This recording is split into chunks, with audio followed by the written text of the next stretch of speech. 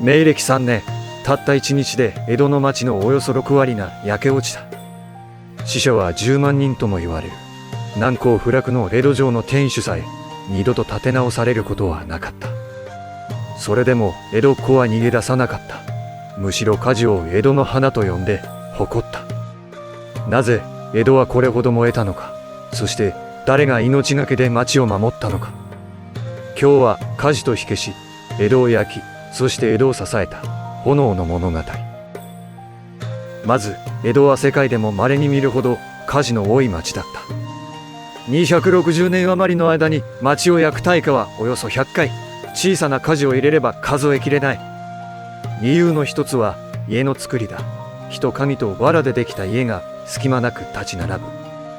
ひとたび火がつけば炎は隣へ、その隣へと走るように燃え広がった。そこへ冬の北西から吹き下ろす乾いたからっ風。火は煽られ町を舐め尽くした。火元はかまどの不始末ばかりではない。付け火、つまり放火も後を絶たなかった。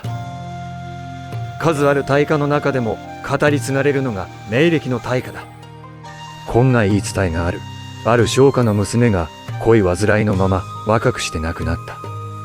娘が残したあでやかな振袖、これを寺で焼いて供養しようとしたその時、一陣の風が火のついた振袖を空高く舞い上げた。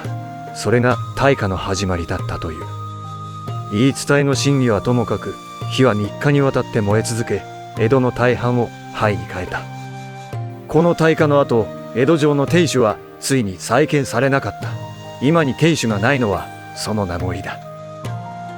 これほど燃える町に火を消す者たちが生まれていく。はじめは武士の役目だった。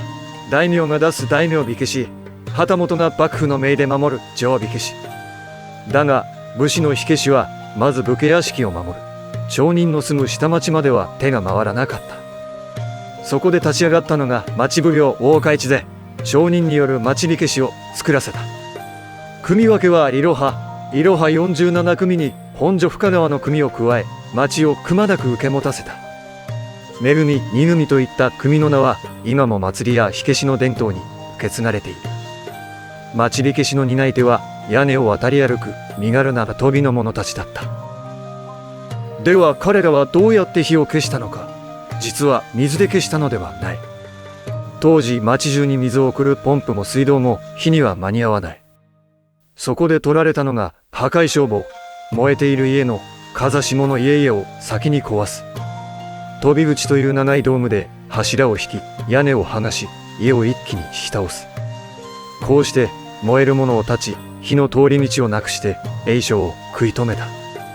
その最前線で振られたのがまとい、組の印を壊す家の屋根に立てる。ここから先は食い止める。まとい餅は炎の中に残り、決して逃げなかった。命がけで町を守る火消しは江戸っ子の憧れだった。